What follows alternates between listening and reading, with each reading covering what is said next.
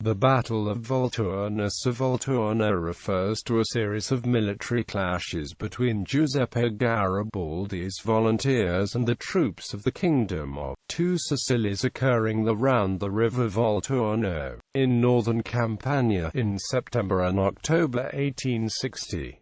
The main battle took place on October 1, 1860 between 24,000 Garibaldines and 25,000 Bourbon troops. After Garibaldi's expedition of 1,000 had conquered Sicily and much of southern Italy with a startling speed, entering in Naples on September 7, while the King Francis II of Two Sicilies took refuge in the powerful fortress of Gaeta, midway from Rome to Naples.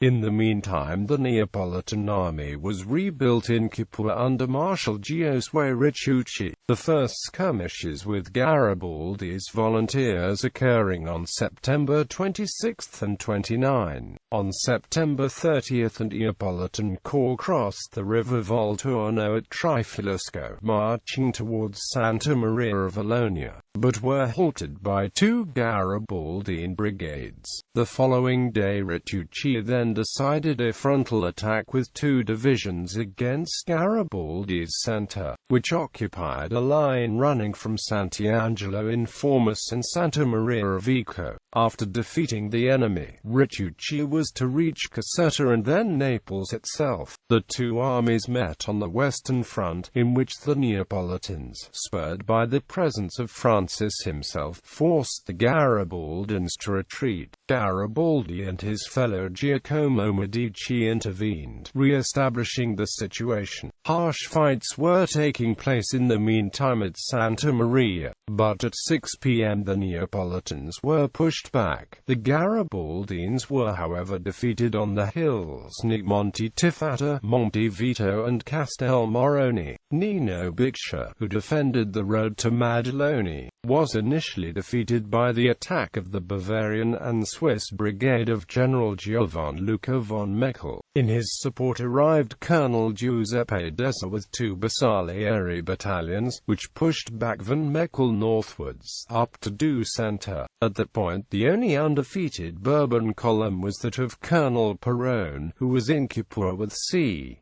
3,000 troops. The city was attacked on 2 a.m. by the Garibaldines and one Piedmontese regular Bersaglieri battalion, and captured. Consequences. After this battle, the largest by Garibaldi's expedition, both sides seemed exhausted. In the immediate aftermath, the battle was a defeat for Garibaldi, but in the longer term, it proved to their advantage. The cost for Garibaldi in men was high: 506 killed and 1389 taken prisoner, but the Neapolitan forces had lost 308 and 2,507 taken prisoners. The Bourbon army was unable to use the victory to capture Caserta. Both armies showed bravery, except perhaps for the Royal Guards and troops of Ruiz de Ballesteros, who were the largest cause of the defeat. Garibaldi was forced to request troops from the Piedmontese, yet while Francesco II wished to use the impasse for the Garibaldi forces to attack again, his generals recommended that the troops be reorganized. Thus he left Capua for Gaeta, and was unable to retake his throne. Soon Piedmontese reinforcements arrived, defeating the royal troops at Gaeta, and causing the king to flee.